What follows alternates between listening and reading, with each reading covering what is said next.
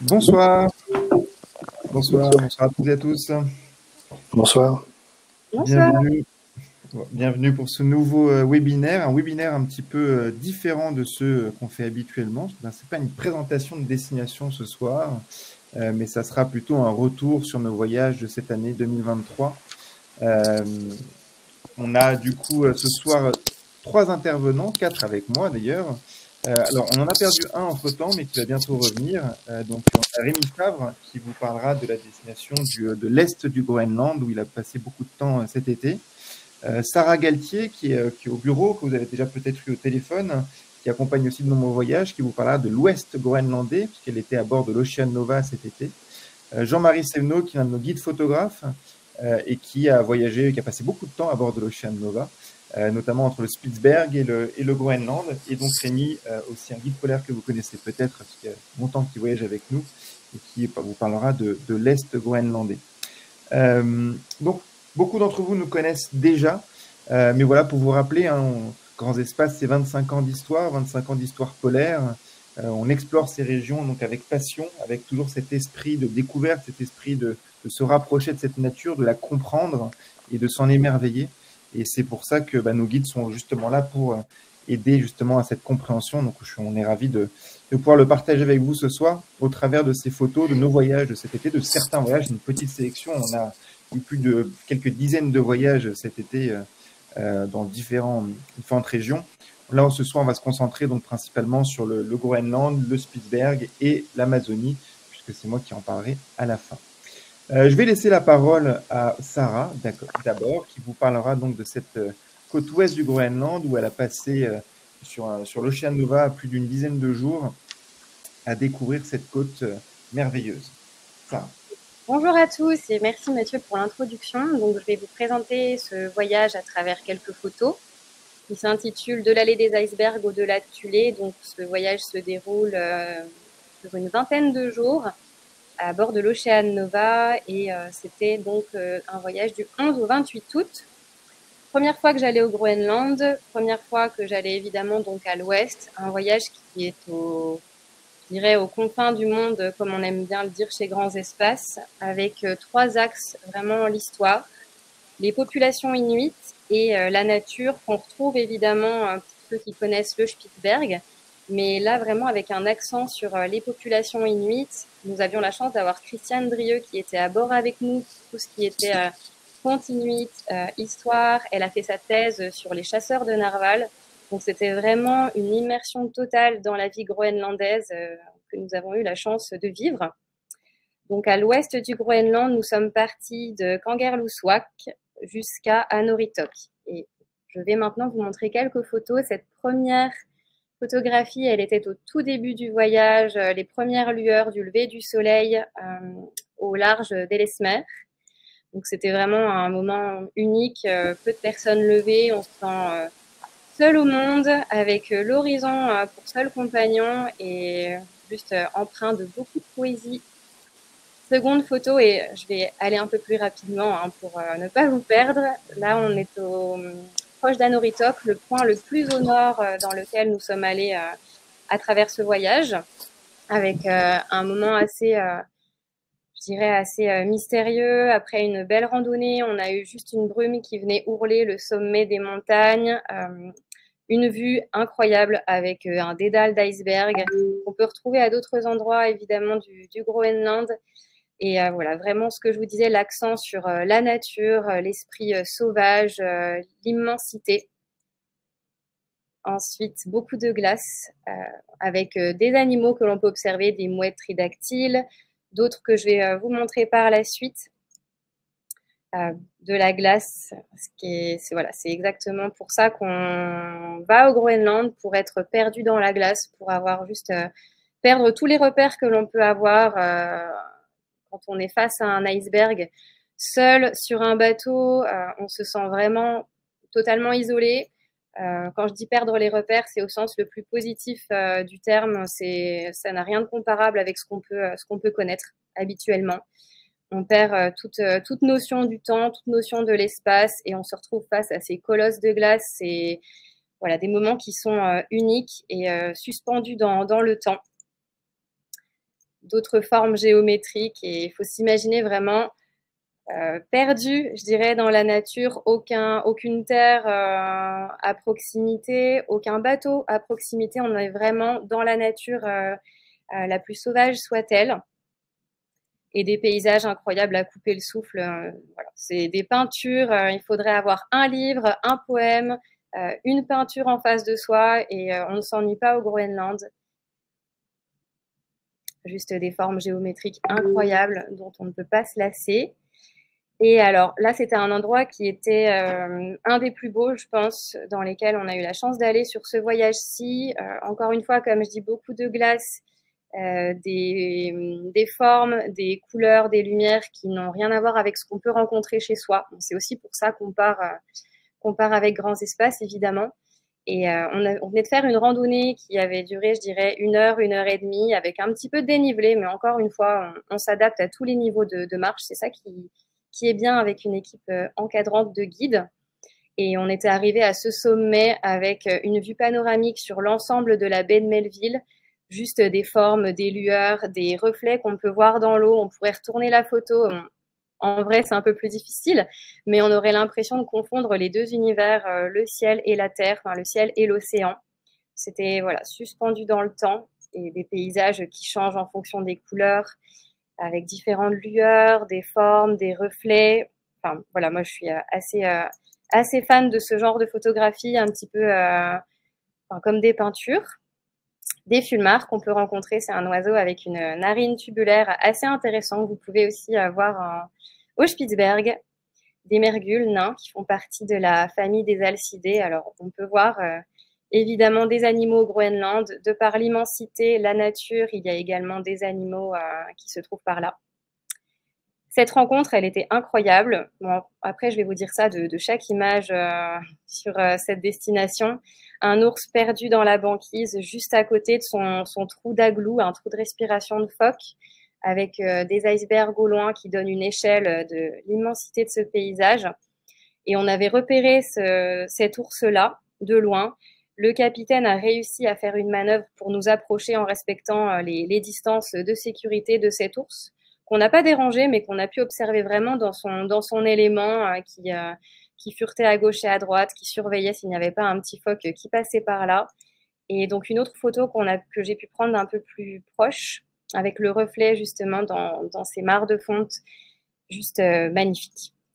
C'était une très belle observation. On en fait évidemment au Spitzberg, le Groenland, c'était vraiment, c'est mérité. Voilà, il faut trouver un ours et quand on le trouve, qu'on fait une observation comme celle-ci, on est juste les plus chanceux du monde. Une autre rencontre avec un ours, là on était proche du Cap York. On venait également de faire différents groupes de marche, différentes randonnées jusqu'au sommet où il y a le monument en l'honneur de Monsieur Pirie. Un monument qui est basé à 500 mètres, donc une bonne marche, explication de glace. Et au moment de redescendre, quelques temps après, on a rencontré cet ours-là qui n'était pas vraiment effrayé par nous, juste un peu curieux de se dire qu'est-ce qu'ils font par là. Et très, très bel instant que je retiendrai, je pense, un long moment. Et aussi, là, on est à Cranach. On a pu observer des chiens du Groenland. Donc, les magnifiques maisons avec les différentes couleurs en fonction de l'origine à laquelle elles appartiennent, à savoir administratif, maison de santé ou habitation simple. Le village d'Umanak vu de loin et un autre moment incroyable. Une randonnée encore parce qu'on aime bien marcher chez Grands Espaces, justement avec ce sommet et ce reflet dans l'eau assez incroyable. Et on venait juste d'observer la maison du Père Noël après notre marche. Donc des instants magiques. C'est vrai que même les mots manquent tant on se retrouve seul, chanceux d'observer et de faire, entre guillemets, d'avoir l'opportunité de voir ces choses. Un autre passage que l'on a eu l'occasion et la chance de faire, c'était par Umanak, donc avec la montagne en forme de cœur que vous pouvez observer juste devant vous. Un cimetière devant, mais il n'y a pas de tristesse, hein, juste un paysage magnifique. Une autre photographie de ce lieu. Et on finit par des lumières au crépuscule des icebergs. Voilà, pour finir ce voyage et vous laisser l'opportunité de méditer à tout cela, à cette belle nature, à la vie sauvage et à la chance que l'on a d'observer ces choses grâce à grands espaces et à tout ce que nous offre la nature.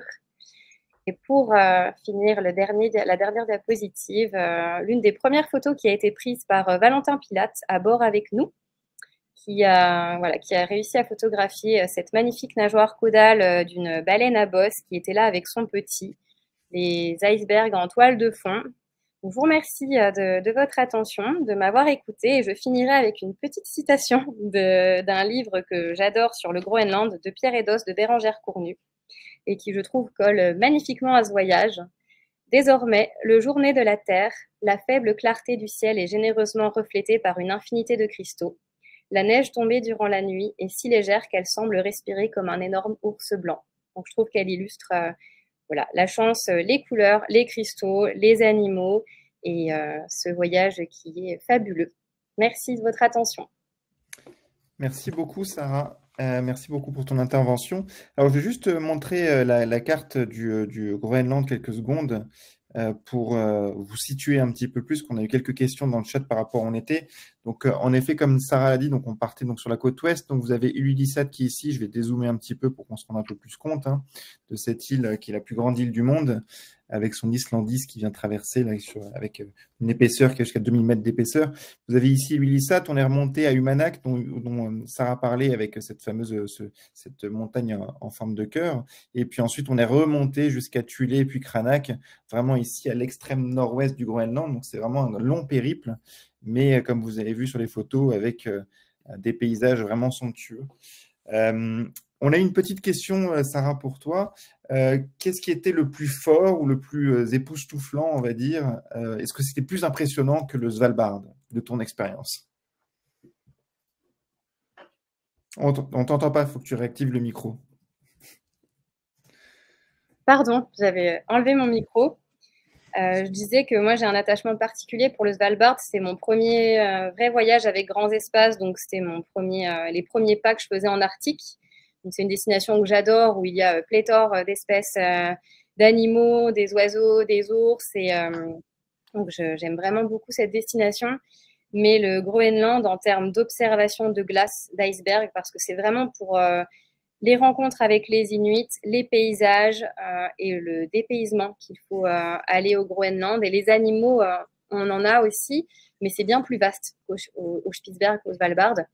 Donc, ils se méritent davantage. Et ce que j'ai trouvé de plus spectaculaire par rapport au Spitzberg, c'est effectivement la taille des icebergs, les paysages de glace, Enfin, juste d'être des fois perdu en bateau. On connaît toujours la route, mais quand je dis perdu, c'est vraiment avoir des icebergs à bâbord, à tribord. On est perdu dans cette immensité avec des cathédrales de glace en face de soi. Et je pense que c'est la chose qui m'a le plus impressionnée. En fait, rien de comparable avec ce que j'avais pu connaître au Svalbard. Bien que le Svalbard, pour moi, c'est vraiment la destination. C'est la première que j'adore, mais en termes de grandeur, tout est plus grand au Groenland, tout est plus grand, tout est plus sauvage. Et voilà, je ne vais pas passer trop de temps là-dessus, mais vraiment, ce qui m'a le plus subjugué, c'est la grandeur et l'immersion totale dans les glaces. Voilà. Merci, Sarah. On a une petite question sur comment sont prévues les rencontres avec les Inuits. Je vais y répondre assez rapidement. Donc, les voyages sont préparés en amont, 1 ou 2 ans parfois à l'avance. Et puis aussi, ensuite, sur place, les excursions sont préparées. Donc, en fait, les villages qu'on va visiter, on a plusieurs villages qu'on va visiter. Et du coup, ces excursions sont prévues en amont avec eux. Et puis, du coup, on va pouvoir les rencontrer. Avant de passer du coup à Rémi qui nous parlera donc de l'Est groenlandais, donc l'opposé, je vais vous montrer un petit film. Donc, Sarah vous en a parlé un petit peu.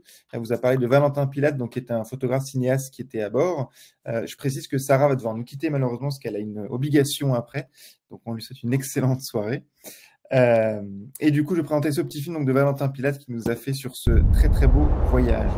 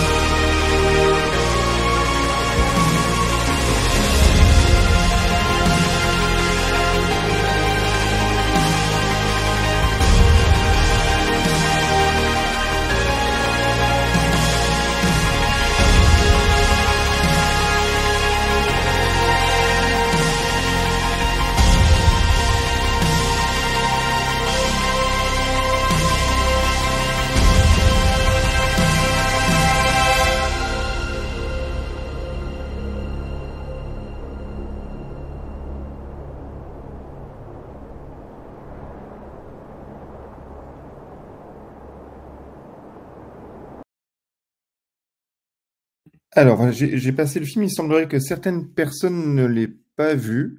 J'en suis désolé, je vous ai mis le petit lien pour le re-regarder. Si tout à l'heure vous avez le problème se répète, n'hésitez pas à me le redire, mais c'est assez étrange. Sur la question des drones, je vais y répondre très rapidement. À partir du moment où vous embarquez sur un bateau AECO, l'AECO c'est l'association des tours opérateurs arctiques, vous n'avez pas le droit de vous en servir, tout simplement. C'est là où on est avec, à partir de l'utilisation simplement commerciale ou scientifique, et c'est pour ça que nous, on peut s'en servir dans certains cadres, avec certaines autorisations, mais en passager, ce n'est pas possible. Je laisse la parole à Rémi, du coup, pour nous parler un petit peu de cet Est Groenland, qui est le pays des superlatifs, qui est un endroit qui est vraiment unique et époustouflant aussi. Rémi, il faut que tu actives ton micro, je crois qu'il est désactivé. Attends, on t'entend pas, Rémi. Hop. Voilà. Bonsoir tout le monde. Donc, effectivement, bon, bien rentré de ce nord-est Groenland, qui est pour moi le plus beau pays du monde. Après un deuxième voyage épique, puisqu'on a dû faire un détour de plus de 1000 km, on était coincé du mauvais côté des glaces et il a fallu contourner par le sud pour rentrer. Mais c'était une aventure vraiment incroyable. Donc là, c'est le premier voyage et après quelques dizaines d'heures en mer, on trouve nos premières plaques de banquise dans ces lumières d'automne, puisque l'accès au nord-est du Groenland ne peut se faire qu'à partir d'août. Et on trouve ces glaces. On est encore loin du Groenland, on est à mi-chemin, mais on trouve ces premières glaces avec des lumières qui sont superbes. Donc on rencontre nos premiers ours polaires sur une plaque de banquise accompagnée d'un petit apéro. Et puis voilà, donc là c'est un ours qu'une de nos passagères, Nicole, si ma mémoire est bonne, a repéré sur une plaque après une longue journée de navigation dans les glaces, longue mais très belle journée de navigation. Donc cet ours, une jeune femelle qui nous a offert un super spectacle en prenant des poses assez rigolotes et sur une mer d'huile. Donc les photographes étaient très contents et nos yeux aussi.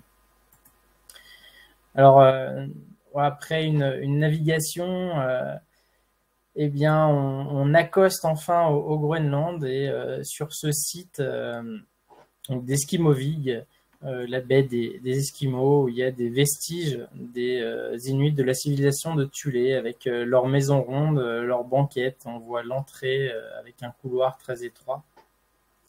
Donc des vestiges, alors c'est moins gros qu'un château fort, mais c'est assez émouvant, parce que c'est des vestiges anciens qui témoignent de leur vie, alors qu'il n'y a plus personne maintenant au nord-est du Groenland, à part quelques scientifiques, quelques militaires, mais qui n'ont pas d'habitat permanent. Donc, comme disait Sarah, c'est le pays des icebergs, le Groenland, et ces icebergs sont immenses. On voit le Zodiac là qui est en bas à gauche. Alors, si quelqu'un peut arrêter de bouger les photos pendant que je les passe, c'est parfait. Donc, les icebergs, vraiment très très gros, avec eh bien des formes très variées, des très belles arches, les coulures d'eau de refonte qui ont regelé ensuite, qui font le bleu. On a quelques fronts glaciaires avec de belles arches dans des fjords qui sont très profonds, des fjords qui sont pas tous très bien cartographiés, donc on fait vraiment de la navigation d'exploration, et ça c'est vraiment très très intéressant quand on est à bord pour définir le programme du lendemain. Voilà, donc ces fronts de glace, ces crevasses, ces séracs très découpés qui donnent ensuite les icebergs géants du Groenland. Parfois, on peut passer plusieurs dizaines d'heures en navigation à croiser des icebergs géants sans jamais voir les fronts de glace dont ils sont issus. Et on part à la recherche de leur source. Alors, on a des effets de brume qui sont assez soudains, assez imprévisibles. La brume est là, on se demande si on va voir le front de glace, puis elle se dissipe, on maintient notre sortie. Et on a ces jeux de lumière avec des cathédrales de glace, des immeubles de glace, des villages, des villes de glace qui apparaissent dans la brume. Donc sans petite maison, sans petit bateau à côté, on n'a pas idée de l'échelle, mais c'est tout simplement immense. Des jeux de lumière aussi vraiment superbes. On a des reliefs éclairés en arrière-plan dans un fjord qui est à l'ombre. Et on peut s'en donner à cœur joie en photo. On était une période, donc l'automne, qui est vraiment très propice pour les levées et couchers de soleil. Et ça fait partie d'un des grands thèmes du voyage, c'est les grands paysages, avec des lumières assez douces, assez jaunes, oranges, surtout en début et en fin de journée. Alors c'est le pays des trappeurs, le pays de la patrouille Sirius, ces patrouilleurs danois qui patrouillent toute la côte nord-est Groenland et dont l'association Nanook rénove ces petites cabanes. Et c'était dans une vallée, donc Rendal, la vallée des rennes, sauf qu'il n'y a plus de rennes, et c'est des bœufs musqués, tout droit sortis de la préhistoire. Et c'est des bêtes vraiment spectaculaires. Alors, elle conserve toujours une distance de sécurité quand on approche, soit à partir d'un zodiaque, soit à pied en gardant nos distances. Eh bien, elle conserve d'elle-même une marge de sécurité, mais quand on est patient, quand on fait pas de bruit, quand on s'accroupit, quand on prend le temps, ben, on peut avoir des distances d'approche à la photo qui sont très très bien. Donc, là, c'est aussi un pays, le nord-est de Groenland, comme les fjords ne sont pas tous cartographiés, eh bien, on fait des raids zodiaques. Alors, peut-être que parmi vous, il y en a qui ont déjà fait des raids zodiaques avec nous. C'est-à-dire qu'on part le matin, on prend ou non le pique-nique selon la durée estimée, théorique du raid, et on part à l'aventure. Et là, c'est un raid de 7 heures. On a passé toute la journée dehors. Alors, on n'est pas à fond les ballons sur le Zodiac tout le temps. On prend bien sûr tout notre temps pour slalomer entre ces champs d'iceberg échoués sur des hauts fonds et être à l'affût eh bien, de ce que nous offre la nature et la chance parfois nous sourit. Donc ce fjord-là était vraiment très très calme. On avait des superbes effets de miroir avec les saules et les myrtilles qui ont leur couleur d'automne. Vraiment très très lisse et des super jeux photographiques. C'est le fjord de Kierulf, tout au fond du fjord de l'empereur François-Joseph. Et on a eu la chance de voir un superbe phoque barbu qui se prélassait sur un pied d'iceberg. Alors c'est une observation qui est assez courante au Svalbard de voir des phoques barbus d'assez près. Mais au Groenland, c'est pas une destination où il est facile de voir les animaux de près, mais la chance peut vraiment nous sourire. Et quand c'est le cas, on a des super ops. Pourquoi on voit un petit peu moins d'animaux qu'au Spitsberg? Déjà la période, on arrive sur l'automne et il y a plus tellement de banquises côtières, voire plus du tout. Et surtout, c'est tellement immense qu'il y a des grands temps de navigation et les animaux sont dispersés. Donc, ils sont présents en nombre d'animaux. On a vu beaucoup de phoques dans l'eau, en pleine eau, mais ils sont tous dispersés. Et parfois, on a de la chance. On voit vraiment de près des très belles œuvres d'animaux. Un autre site, donc des paysages aussi variés. Là, c'est un site volcanique. On voit en arrière-plan des colonnes de basalte. Et en premier plan, des roches qui ont été abrasées par les glaciers. Donc le Groenland, c'est aussi le pays de la géologie. Avec un relief volcanique, là c'est des roches qui ont fait ressortir des oxydes de fer. Donc c'est au nord, à l'entrée nord du fjord du roi Oscar. Et Itokortormit, qui est pour le premier voyage, puisqu'on est parti du Spitsberg, puis on a traversé pour rejoindre l'est du Groenland, on est descendu au sud, rentré dans un grand système de fjords, un labyrinthe de fjords, et la fin de notre voyage était dans le Scoresbysund et Itokortormit qu'on a visité. Donc il y a 354 habitants dans ces petites maisons colorées. Avec un musée, avec des beaux objets de la vie inuite d'antan, et des objets qui sont encore utiles et utilisés, puisqu'il y a une communauté de chasseurs à Itokortormit. Bon, encore une fois, c'est lever et coucher de soleil sur une visite très matinale du village avec des lièvres qui jouaient au foot. Donc, on a eu un beau spectacle de lièvres sur un terrain en synthétique.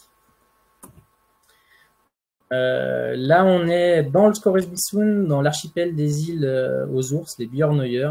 On est accueilli très tôt le matin par un renard avec des paysages de lever de soleil, donc les icebergs qui commencent à être éclairés par le soleil. Des bœufs musqués qui sont de temps en temps sur ces îlots. Un qui avait une belle curiosité et un relief en dents de requin typique de ces îles Björnøyer.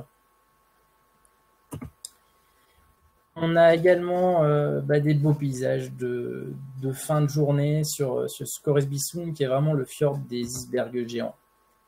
On a attendu le rayon vert, mais on ne l'a pas eu, mais on a eu un beau coucher de soleil. Alors là, c'est une sortie particulière, puisque sur un archipel d'îlots, on ne savait pas sur la carte marine s'il était fermé ou non par un glacier entre les îlots. Donc le bateau nous a droppé et il nous récupérait de l'autre côté. Donc on était en contact radio et bien finalement il y avait effectivement un passage et on s'est fait récupérer dans le fjord de Carlsberg. Une très très belle ops de phoque barbu dans l'eau qui nous a fait un beau spectacle. Et là, donc c'est des photos du deuxième voyage où eh bien, on quitte l'est du Groenland et on se retrouve dans de la banquise qui est en cours de formation. On avait des nuits très très claires, on a d'ailleurs pu voir des aurores boréales. Et à cette période, on perd plusieurs minutes, voire dizaines de minutes de soleil par jour. Et du fait de la météo très calme, ce qui était une chance incroyable en navigation, puisque personne, même les plus sensibles, n'ont eu le mal de mer sur la partie d'exploration des fjords, et bien avec le rayonnement nocturne, l'eau regèle et regèle entre les plaques et forme ces patterns. Donc là, l'échelle de ces patterns, c'est environ 4-5 mètres de côté. Et ça, c'est un petit clin d'œil pour les passagers du second voyage, puisqu'avec le capitaine Esben, on s'est arraché les cheveux, là j'en ai plus beaucoup, pour trouver la meilleure route, pour essayer de traverser les glaces et faire demi-tour jusqu'au Spitzberg. C'était des glaces très très denses, on utilise pour ça des cartes des glaces, mais ce n'est pas une prévision, c'est un état des lieux existant avec un petit temps de retard. Et on calculait notre position pour essayer de trouver un point de faiblesse. On a essayé 5 fois, puis on a dû faire le tour par le sud. C'était une belle aventure. On a réussi à revenir au Spitzberg. Alors, le Groenland, là, quelques photos pour terminer, c'est vraiment la géologie. On a des roches de toutes les périodes, y compris de l'ère primaire. Et ça, ce sont des roches sédimentaires très colorées, vraiment magnifiques. Elles sont colorées malgré le temps un petit peu nuageux de la photo.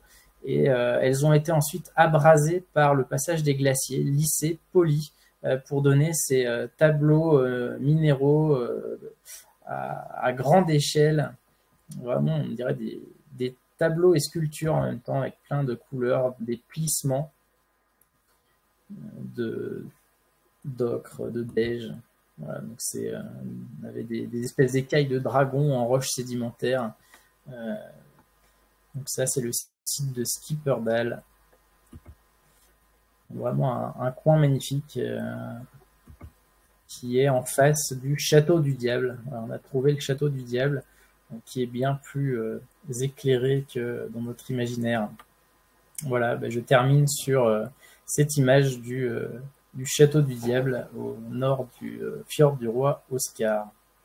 Voilà, pour le Groenland Est. Donc, magnifique paysage, tout est immense. C'est ce que j'ai retenu du Groenland. Un grand silence aussi, puisqu'on est tout seul. On a croisé 1 ou 2 bateaux de croisière très furtivement, parce que c'est des grands bateaux qui vont vite, et du coup, ils vont sur un site, pouf, puis après, ils disparaissent, et tant mieux. Et on a à nouveau le fjord pour nous tout seuls. Voilà, pour moi. Merci beaucoup Rémi. Merci beaucoup, ça nous a bien fait voyager. Et puis c'est vrai que c'est vraiment une région qui est qui est percutante par ses paysages assez vraiment exceptionnels. Pour situer un tout petit peu avec la carte, Rémi vous a parlé comment ça s'appelle, de Itokotormit à l'entrée du Scoresbysund. Voilà, c'est juste pour vous situer un petit peu plus. Vous avez en effet Itokotormit ici, 300 habitants, qui est situé à l'entrée du Scoresbysund, qui est cet immense fjord, le plus grand réseau de fjords du monde. On va pouvoir laisser la parole à changer un petit peu de région, en restant toujours dans les régions polaires, et cette fois-ci en partant sur l'archipel du Svalbard. Juste avant de passer sur l'archipel du Svalbard, j'ai une petite question. Est-ce que votre voyage le plus au nord sur la côte est du Groenland? Est-ce que c'est notre voyage le plus au nord de la côte est du Groenland? Alors, on en a d'autres l'année prochaine qui vont aller encore plus au nord, mais là, vous êtes resté dans le Scoresby, vous êtes remonté un petit peu aussi au nord, non? Je sais plus. Alors, sur le deuxième voyage, parce que le premier, en traversant le Svalbard, on était bloqué par les glaces. Heureusement, il faisait super beau, c'était une super nave dans les glaces, mais on a dû contourner en diagonale pour arriver à hauteur de l'île de Shannon.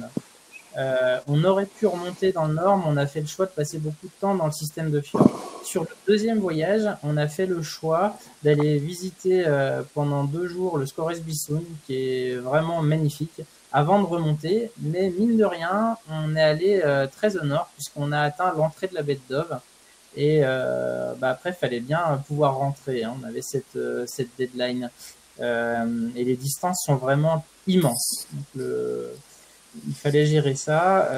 Il y a possibilité d'aller plus au nord, mais c'est très aléatoire d'année en année. On a des conditions de glace qui peuvent être très très différentes. J'y étais allé en 2017 avec Christian et on avait pu accéder assez au nord. Et puis en 2018, eh bien, on a tenté la même chose et on a dû filer plus au sud parce qu'il y avait beaucoup de banquises. Donc très aléatoire. Il y a des possibilités. Le nord-est du Groenland, c'est vraiment de l'exploration parce que il y a ce courant nord-est Groenland qui charrie énormément de glace. Donc tout est magnifique, ça il faut bien l'avoir en tête. Tout est magnifique. Et il y a l'omniprésence des glaces au nord. Le système de fjord, lui, c'est pour les grands paysages, les grands systèmes géologiques, l'immensité, le silence et les bœufs musqués. Voilà. Merci Rémi pour ces précisions. Du coup, on va laisser la parole à Jean-Marie pour nous parler un petit peu du Spitsberg, l'archipel du Svalbard, où il a passé pas mal de temps cet été à bord de l'Ocean Nova. Donc, il va pouvoir nous en parler au travers de ses photos. Merci Mathieu. Alors effectivement, plusieurs séjours effectués cet été, entre juin, juillet et début août également. Alors moi, je suis spécialisé dans la photo animalière. Et donc, je présentais quelques images réalisées donc, cet été. À commencer par le fulmar, puisque c'est un oiseau qui est omniprésent autour du bateau et puis tout le long du séjour. On le voit dès la sortie du port de Longyearbyen. Et puis là, c'est une photo que j'ai réalisée quand on avait une mer d'huile et qui offre des reflets assez intéressants. Donc, c'était plutôt sympa. Toujours en termes d'oiseaux, alors on a du mercunlin, donc comme disait Sarah tout à l'heure, le plus petit des elcidés, le cousin des guillemots, des macareux. Et puis là, en profitant donc pareil d'une proximité assez intéressante, où on le voit courir sur l'eau. Tout petit oiseau, mais bien fort sympathique. Donc c'est vrai quand on va au Spitz ou dans le Grand Nord, c'est souvent quand on pose la question aux gens, c'est pour voir l'ours polaire, mais il y a tellement d'autres choses, tellement de diversité, que ce serait dommage de passer à côté de tout ça. Et donc on a notamment aussi le balai des sternes, les sternes arctiques avec des moîteries dactyles ici également. Donc les sternes, les 4 au milieu, là, face à un front de glace. Et puis comme quoi, c'est pas toujours nécessaire d'avoir un téléobjectif pour réaliser de la photo animalière, puisqu'on peut intégrer le sujet dans son environnement, ce qui permet d'obtenir ce type d'image. On a même l'impression de se perdre un petit peu dans le haut de l'image avec l'impression d'être dans les nuages, dans le ciel, mais c'est bien la texture de la glace, la densité qui fait que on a toutes ces nuances et qui laisse la place un petit peu à l'imaginaire aussi. Donc les oiseaux, voilà, omniprésents, voilà encore la sterne. Hein. On peut jouer sur la composition, sur la réflexion de la glace, et puis les luminosités, bien sûr. C'est vrai qu'en juin, juillet, on a une lumière omniprésente, puisque le jour ne cesse pas, il n'y a pas de nuit. Mais arrivé déjà fin juillet et début août, on commence à avoir des lueurs un peu différentes, des couleurs, et il faut penser à tout ça, il faut penser. Il faut jouer avec tout ça et ne pas hésiter à oser réaliser des images qui vous plaisent tout simplement, pas forcément chercher à faire des images qui plaisent aux autres, mais qui vous plaisent à vous. Et donc même le moindre petit oiseau élégant comme la sterne, ça vaut la peine de porter attention. Voilà un coin que les visiteurs du Svalbard et passagers de l'Ocean Nova ont pu admirer cet été. Alkefjellet, la falaise des Alcidés, donc riche de milliers de couples de guillemots, entre autres. Là, on n'en voit qu'une toute petite partie. Hein. Il y en a quelques-uns au-dessus de nous. Là, on est depuis le Zodiac. Ça frétille en tous les sens, c'est magique comme ambiance. Quitte même à couper le moteur du Zodiac, et là, on se laisse porter, ouais. Puis quelquefois, il y a des plumes, donc on en profite aussi. J'ai souvent dit aux gens qui m'accompagnent, pensez à réaliser d'autres images que le portrait de l'animal bien cadré, serré. Des photos comme la plume, là, ça peut apporter un petit peu de poésie aussi. Et puis, je pense que c'est ce qu'on me dit assez souvent aussi d'ailleurs, mais voilà, je le disais précédemment, n'hésitez pas à oser. Là, pour le coup, il n'y a pas moi, je travaille très peu mes images, même pas du tout. Et toutes les nuances vertes, c'est dû à la falaise qui est en arrière-plan et qui donne ces teintes vert-gris là sur l'eau. Et puis la légère onde de l'eau donne ces petites courbes. Voilà un autre site que l'on visite au Svalbard. Donc ça, c'est la terre du Nord-Est. On est sur le Brazzaville avec sa calotte de glace énorme de 160 km de long à peu près, puisqu'elle varie, certains disent jusqu'à 180 km, mais bon, c'est une calotte vraiment impressionnante, des paysages magnifiques. Et puis quand on est en contre-jour, on a les cascades là d'eau de fonte qui ressortent bien sur les images. Et pareil, quand je disais qu'il faut oser, c'est ne pas hésiter à faire des contre-jours. Donc des images de loin, comme on l'a vu tout à l'heure avec les sternes, mais aussi avec le Brazzaville juste auparavant, mais de près, eh bien c'est intéressant aussi puisque vous allez pouvoir observer la structure de la glace, toutes ces petites, comme des petites alvéoles, et juste porter l'objectif sur un détail. C'est ce qui est intéressant. Ici, on est face à un front de glace. Alors, les fronts de glace, on en voit souvent, mais c'est tellement magique que on les photographie toujours. Qui plus est, quand il y a des nuages, moi j'aime beaucoup. Ça fait ressortir les teintes, ça fait ressortir les bleus, là pour le coup les reflets aussi, puisqu'on est sur une mer d'huile, ce qui est souvent le cas au Svalbard, notamment dans les fjords, qui sont protégés des vents. Et donc, on a des ambiances vraiment très, très belles. Donc, l'ours polaire, eh bien voilà, là, on en a deux. On a une mère et son petit qui sont sur la banquise de fjord, donc à la recherche de nourriture, en l'occurrence des phoques. Alors, souvent, on les voit loin comme ça, même si on est équipé d'un fort téléobjectif, vous voyez que on voit pas forcément le fond de l'œil. Mais c'est ça aussi qui est intéressant, je trouve, c'est que ça permet de resituer l'environnement, le contexte, et voir cette immensité dans laquelle vivent ces animaux. Là, on parle de l'ours, mais toutes les autres espèces également. Et puis le voir, voilà, avancer, je trouve ça assez féerique. Et puis parfois, il s'approche, comme c'est arrivé à plusieurs reprises. Là, on voit bien aussi la taille de la patte.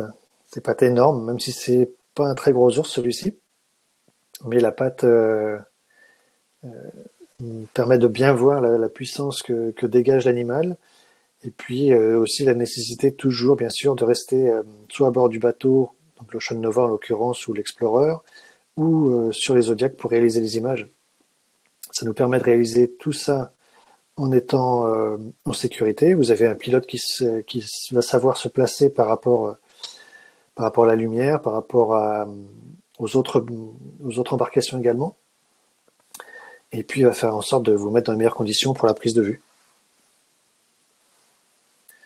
Puis les animaux sont souvent relax, notamment quand ils ont bien mangé, ce qui est le cas avec celui-ci, et qui offre des scènes assez cocasses. L'impression d'être sur son divan, posé comme ça sur sa plaque de banquise, avec des belles observations. Ça, c'était une observation où il y avait 3 autres ours autour, et on les a observés pendant 7 heures, ce qui est assez rare, et ce qui est aussi intéressant, parce que nous, c'est vrai que quand on voit les animaux, que ce soit des ours ou des rennes ou autres, eh bien, on a envie de rester, parce qu'on aime ça, mais on aime partager ces moments-là avec vous, et pour le coup, 7 heures, c'est que aussi tous les passagers étaient enthousiastes à l'idée de vivre et de voir ces animaux évoluer devant nous et les voir se comporter, avoir différentes attitudes, en l'occurrence comme ici, ou en train de manger, c'était une carcasse de morse pour le coup. Et puis on voyait les interactions entre les différents individus. Donc c'est tout l'intérêt de s'accorder du temps quand on effectue des observations. Voilà, un autre, le même d'ailleurs, le même que le précédent, hein, qui s'approche, qui vient, je veux pas dire qu'il vient nous voir, mais il est plutôt indifférent à notre présence, dans la mesure où on fait pas de bruit, qu'on reste, qu'on effectue des mouvements lents, et puis très peu évidemment, on ne claque pas les portes, et ça permet d'avoir ce type de rencontre. Voilà, ça c'était le morse qui est à gauche, là, qui flottait, et puis ce gros ours, qui, même depuis l'Ocean Nova, hein, vous voyez, c'est pas forcément depuis les Zodiacs, on peut faire de belles prises de vue en étant relativement bas sur le bateau, et puis d'avoir l'impression d'être avec lui. Au point même que quelquefois, on compose différemment. Là, j'ai fait exprès de faire la mise au point sur le reflet de l'ours. Et puis, bien sûr, d'autres espèces emblématiques qui sont relativement courantes, hein, les morses. Ici, on en a 2, mais on peut voir régulièrement des regroupements de 30-40 morses ensemble sur les plages, notamment. Ici, ils sont probablement allés pêcher, puis se sont reposés sur ce petit iceberg. Pareil, une approche très lente en Zodiac, on était 2, je me souviens, Mathieu était avec moi. Et puis, nos passagers ont pu observer ces 2 beaux bébés, comme on dirait, pendant que d'autres Zodiacs observaient d'autres morses un petit peu plus loin. Chacun a pu admirer ces mastodontes. Voilà, un phoque du Groenland.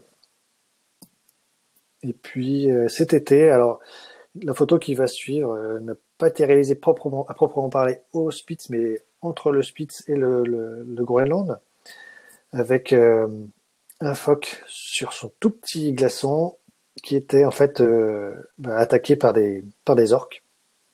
Alors a priori, je vous rassure, le phoque n'est pas mort, et on avait cet orque qui tentait de le mettre à l'eau. Donc pour cela, en fait, ils ont effectué des vagues avec leur queue pour déstabiliser le glaçon et faire en sorte qu'il aille à l'eau. Il est remonté à plusieurs reprises sur son glaçon, puis il a disparu, mais on peut quasiment s'assurer qu'il ne soit pas mort dans la mesure où il n'y a pas du tout de sang à remonter en surface. C'était davantage une séance d'initiation pour les jeunes qui étaient présentes. Mais vraiment impressionnant de voir d'être sur un bateau et que tout le monde puisse observer ces orques si proches et un comportement assez magique. C'est très rare d'assister à ce type d'observation. Et Ouais, c'est la chance qu'on a avec Grands Espaces, c'est qu'on va explorer des zones qui sont pas trop fréquentées par les autres bateaux, voire même jamais. Et ça nous apporte de très belles opportunités que l'on tente ensuite de graver dans le marbre via les appareils. Voilà, encore un phoque en train de s'étirer. Les phoques sont souvent sur les glaçons, hein, comme ça. Et puis là, on est avec un renard polaire, donc un renard polaire en pelage estival. C'est un animal qui n'est pas très craintif dans la mesure où il n'est pas chassé. Et pour peu que l'on ne s'éparpille pas, que l'on reste groupé, eh bien on a les renards qui passent vraiment à proximité. Et ça, c'est vraiment de très très belles observations également. Pour ma part, j'aime autant observer les renards que les ours parce que c'est une petite boule de poils assez attachante, je trouve. Et puis un regard profond avec ses yeux en amande. On le voit ici aussi. C'est le même individu, mais qui m'a juste contourné et que j'ai pu observer comme ça à quelques mètres. Vraiment, je n'étais même pas à 5 mètres. Et puis voilà, donc on n'a pas que les animaux, hein. Il y a bien sûr les paysages que vous ont montré Sarah et puis Rémi auparavant. Mais on a bien sûr une flore intéressante durant l'été. Ici, on est avec des dryades. Les dryades à 8 pétales, très photogéniques. Et puis, il arrive qu'à terre également, il y ait des ours. Donc là, on reste sur les zodiaques, bien sûr. Et puis celui-ci, très coopératif. Hein. Toujours pas de recadrage pour ma part. Une très belle observation. Ou alors celui-ci, qui donne avec son air un petit peu inquiétant, mais qui n'était pas du tout préoccupé par notre présence, mais davantage par une carcasse de baleine qui était sur sa droite, en l'occurrence, et aussi par une femelle et 2 oursons d'un peu plus d'1 an qui étaient à proximité et qui tentaient de venir de se nourrir sur cette carcasse, mais que lui défendait âprement.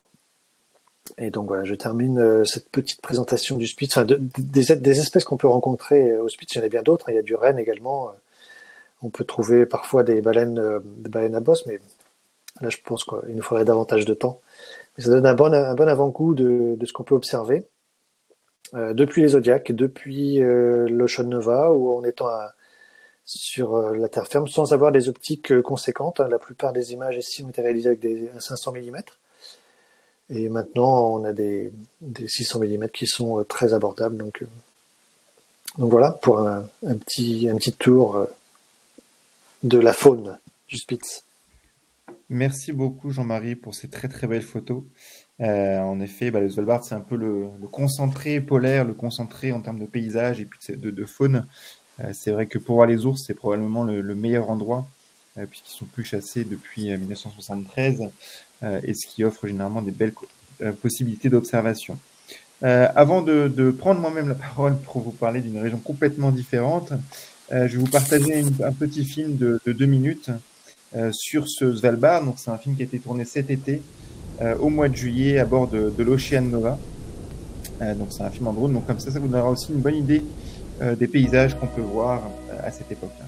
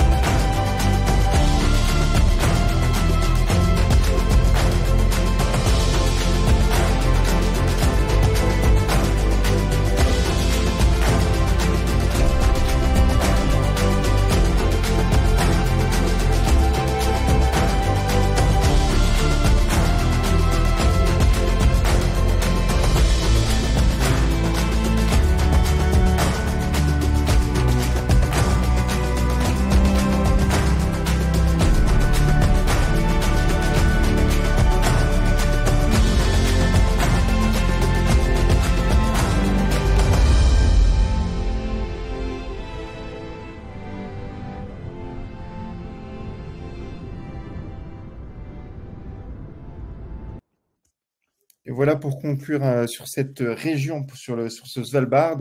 J'ai vu qu'il y avait quelques petits problèmes vidéo encore. On va essayer de trouver une solution pour les prochaines fois, mais je vous ai mis le lien en tout cas dans le chat. On va maintenant changer complètement de destination.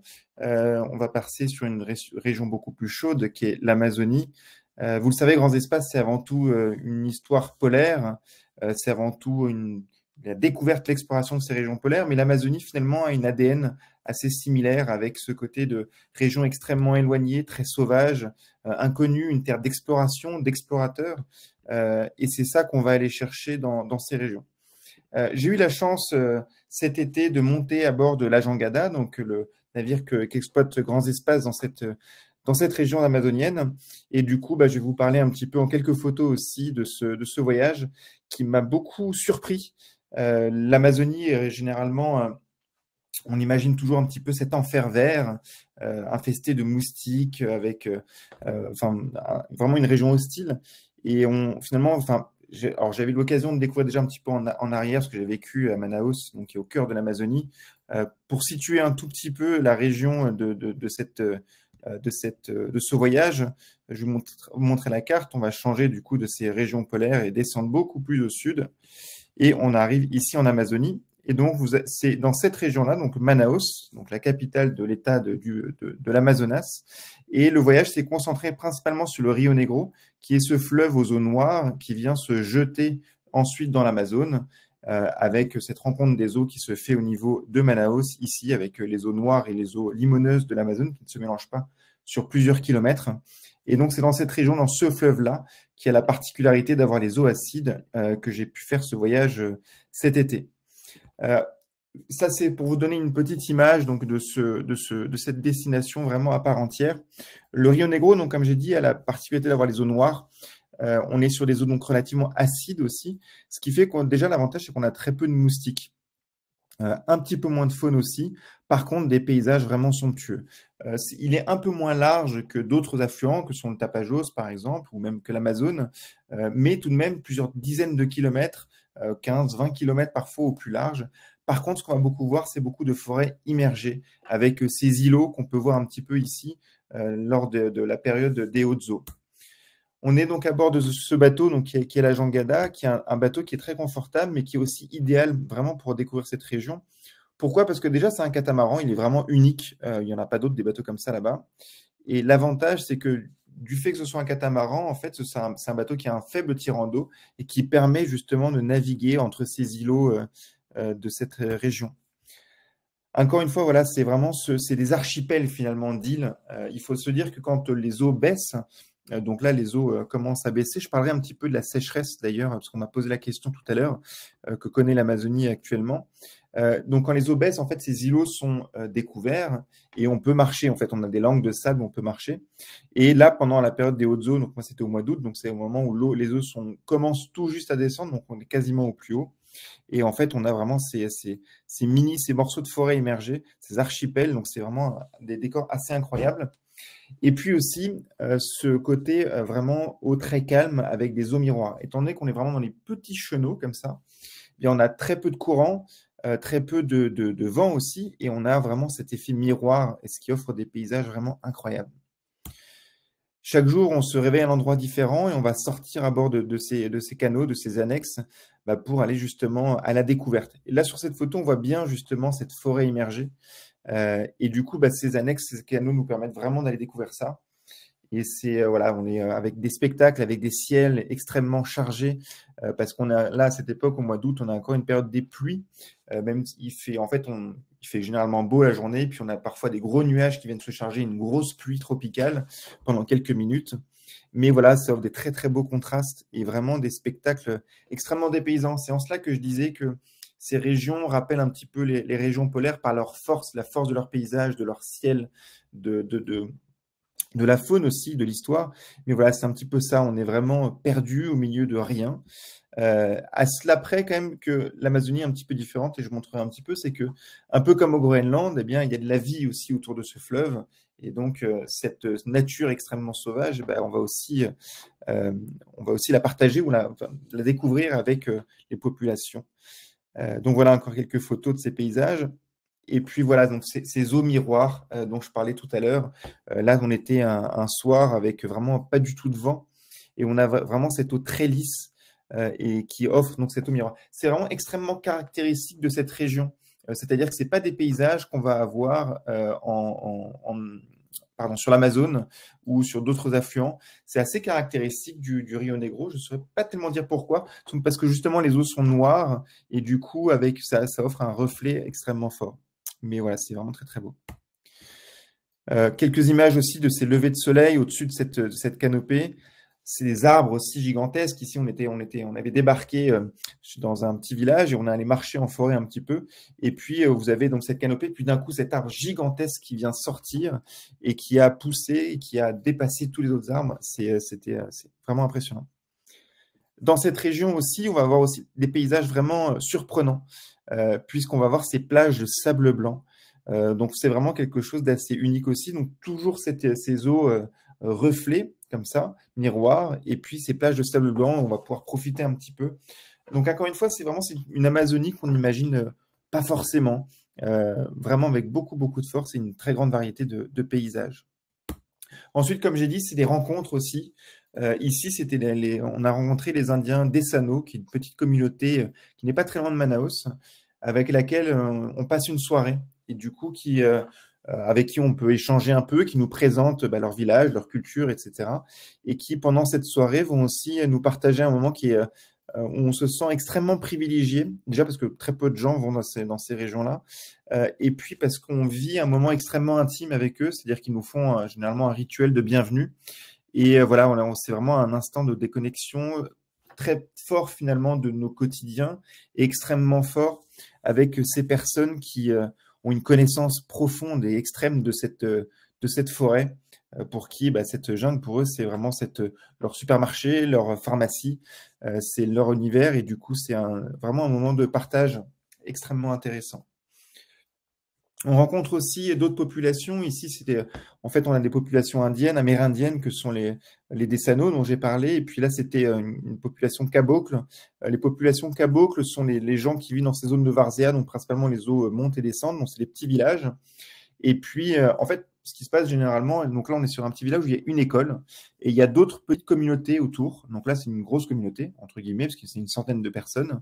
Il y a une école et du coup, il y a d'autres communautés autour. Et de temps en temps, le matin, on va pouvoir avoir un bateau-école qui emmène les enfants d'autres petites communautés ou de tout petits villages vers celui-ci. Et donc, voilà, donc ça va être nos guides aussi un petit peu dans cette forêt. Vous nous emmenez dans cette forêt immergée. On voit que Messi traverse amplement les frontières. Il faut savoir que le foot, malgré tout, on reste au Brésil, donc dans ces communautés cabocles. Alors, on le voit ici sur cette photo, il y a un terrain de foot à gauche. Vous avez les petites maisons et vous avez le terrain de foot. Et ils organisent des matchs de foot entre les communautés. Donc, le foot est toujours très important au Brésil, même dans ces régions extrêmement éloignées. D'ailleurs, on a eu l'occasion de faire un petit foot avec eux en perdant lamentablement 7-1. Donc, c'était un très bon souvenir. Des rencontres, encore une fois, des moments d'échange puisqu'ils ont un artisanat qu'ils nous proposent, qu'ils nous font découvrir. Et du coup, on peut discuter. Alors, il y a les guides qui sont là pour faire office d'interprète, même si on arrive toujours à échanger d'une manière ou d'une autre, généralement avec les personnes. Donc voilà, on avait beaucoup discuté ce soir-là, dans ce village, avec le chef du village notamment, qui s'appelle Simba, et qui nous avait emmené un soir, la nuit, donc il nous a été accompagné sur les annexes pour chercher les caïmans, qu'on cherche généralement à la lampe torche. Et en fait, il nous avait montré comment les appeler, en faisant un son et en tapant dans ses mains, un son très particulier, que je n'aurais pas l'affront d'essayer de reproduire ce soir. Mais ce qui était extrêmement impressionnant, c'est que les caïmans répondaient avec un espèce de grognement. Et donc ça, on entend ces bruits-là au milieu de la nuit.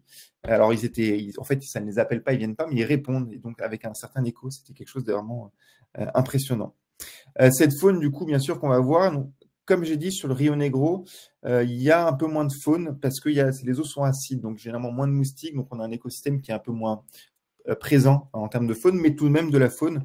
Des oiseaux, bien sûr, qu'on va pouvoir observer, des petits singes, ici un petit singe écureuil, mais aussi dans un parc national qui s'appelle le parc national du Jaou. On va pouvoir voir les singes à face noire, qui sont des très beaux singes, mais très rares et qui sont uniques, qu'on ne peut voir seulement dans ce parc national du Jaou. Les oiseaux, toujours, beaucoup d'oiseaux. Et ça, ce qui est vraiment très agréable dans ce voyage, c'est que chaque jour, on va faire différentes sorties. Chaque jour, on va sortir dans des lieux différents. Donc, on va monter dans les annexes et faire des sorties qu'on appelle faune et flore, à la recherche justement de cette faune. Et là, ce qui est impressionnant aussi, c'est la vue et la capacité de nos guides de voir les choses. Parce que la faune, elle est difficilement visible. Hein. Trouver un petit singe comme ça au milieu des feuilles, pardon, c'est vraiment pas chose aisée. Et donc, c'est tout à fait impressionnant comme ils sont capables de les trouver d'un coup d'œil. Donc voilà, donc aussi cette faune parfois aussi avec ces couchers de soleil. On est tout proche de l'équateur, hein, donc généralement l'avantage c'est qu'on a le même jour tout au long de l'année, c'est-à-dire de 6h à 18h, ça change très très peu. Et puis on va pouvoir voir aussi d'autres faunes comme ce fameux paresseux. Encore une fois, une espèce extrêmement difficile, alors facile à observer parce qu'il y en a beaucoup, mais très difficile à voir dans le sens où vous voyez, ils se fond complètement dans son environnement et puis ils bougent pas ou très très peu. Très lentement en tout cas. Donc là, ça demande une bonne vue et encore une fois, c'est quelque chose qui m'a beaucoup impressionné, c'est la capacité des guides, juste en naviguant à faible allure avec les annexes, à être capable de pouvoir les voir d'un coup. Donc ça, c'est très très intéressant. Ces fameux zébus qui sont les bois, donc les vaches de la région du Brésil, du sud-nord, avec cette bosse assez particulière. Et donc là, qui en époque justement des basses eaux, en fait, on va les faire revenir un peu plus proches et sur des grandes étendues. Donc voilà, ces vaches bovins, donc c'est fameux. Ensuite, ici, on a un nichoir. Donc le soir, ces oiseaux, donc beaucoup d'aigrettes, il y a différentes espèces. Et bien, ils viennent tous nicher dans ce lieu-là, en l'occurrence. On était sur le Rio Negro encore, et puis on a des milliers et des milliers d'oiseaux qui tournent autour. Ça, c'était vraiment un spectacle magnifique avec ce coucher de soleil assez incroyable. Et puis voilà, ce coucher de soleil aussi, alors personnellement, c'est le seul endroit où j'ai pu constater ça. C'est vraiment ce côté coucher de soleil avec ces rayons. Vous voyez, ces rayons comme ça qu'on peut voir. J'ai vu ça que en Amazonie, enfin le plus proche de l'équateur. J'ai jamais vu ça ailleurs. J'ai jamais eu vraiment d'explication par rapport à cela, mais voilà, c'est en tout cas un très beau spectacle. Donc voilà, c'est vraiment une destination qui varie entre rencontres avec les populations, variété de paysages, de faune, extrêmement dépaysant, extrêmement qui invite complètement la déconnexion et une connexion finalement un peu avec cette nature. Donc ça, c'est voilà, vraiment un très très beau voyage, très très bon souvenir. Avant de vous passer un tout petit film de ce voyage, je vais répondre à une question qui m'a été posée tout à l'heure par rapport à une sécheresse très forte qu'il y a eu en Amazonie. Peut-être que certains ou certaines d'entre vous ont entendu parler. En effet, ces dernières semaines, alors plutôt, maintenant ça tend à s'améliorer parce que les eaux remontent. Mais c'est vrai que le mois de septembre a été très compliqué avec les eaux les plus basses jamais constatées. Ce qui a provoqué pas mal de problématiques, puisque certaines communautés indiennes ou amérindiennes ou cabocles sont vraiment dans les petits canaux qui normalement ne sont jamais asséchés, et là étaient asséchés, ce qui fait que eux, le moyen de transport, c'est le canot, hein, la petite barque ou le petit bateau. Là, du coup, il fallait qu'ils fassent les choses à pied, à cheval. Il n'y a pas vraiment de moyens motorisés dans ces endroits-là. Beaucoup de poissons aussi qui se retrouvaient dans les eaux fermées finalement, donc avec de moins en moins d'oxygène et qui se trouvaient à mourir. Donc voilà, une sécheresse extrêmement forte.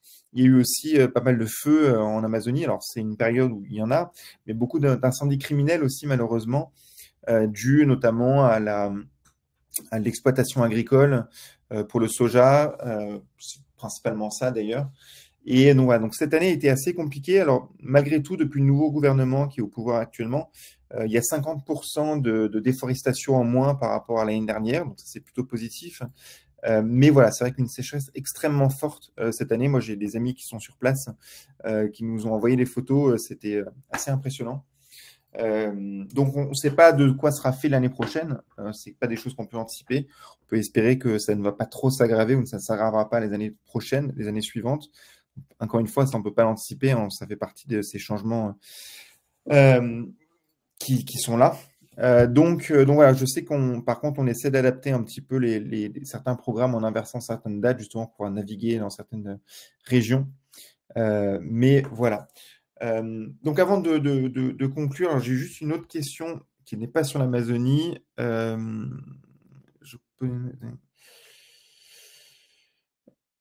Alors oui, c'est une question par rapport à un reportage qui avait été tourné sur M6. Alors oui, pour faire très simplement, ça ne vaut pas trop la peine de faire une longue épilogue. Au final, ça a été 3 minutes sur un long reportage. Donc, je pense que c'est pour ça, mais j'essaierai de le retrouver, de vous le transmettre. Donc, voilà, donc, avant de conclure ce petit webinaire, je vais vous passer une partie du film parce qu'il est un petit peu long et puis parce que certains d'entre vous n'y ont pas accès. Je vous mettrai le lien aussi en chat pour parler un petit peu vous montrer un petit peu en image cette destination qui était l'Amazonie où j'ai pu aller donc cet été.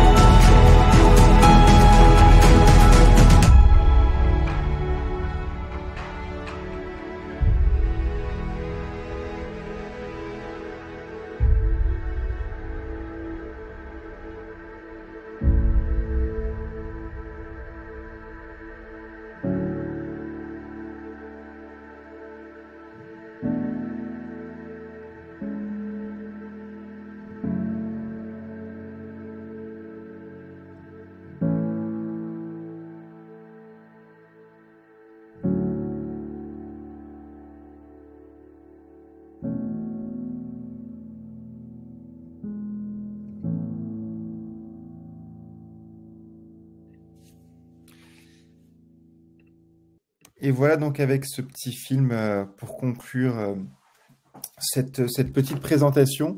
J'espère que ça vous aura plu, que vous aurez, pour certains d'entre vous, en tout cas, peut-être remémoré des voyages de cet été ou des voyages précédents. En tout cas, pour nous, c'était un plaisir de vous avoir ce soir ou de vous partager ces souvenirs. Donc voilà, il y aura d'autres webinaires bientôt sur d'autres thématiques. On prépare d'autres choses. comme j'ai déjà dit précédemment, c'est voilà, un format qu'on continue parce qu'il y a plein de choses aussi à raconter. Donc, on aura peut-être d'autres formats aussi un petit peu plus conférences, un peu plus comme ce qu'on peut avoir à bord aussi. Donc, voilà. Donc, en tout cas, restez connectés, attentifs à nos newsletters parce que c'est là que ça sera notre canal privilégié de communication. Donc, merci à toutes et à tous de votre présence. Merci beaucoup, Jean-Marie, d'être là ce soir avec nous. Et puis, bon salon à partir de demain. Merci. Et à très bientôt. Merci beaucoup. Bonne soirée. Bonne soirée.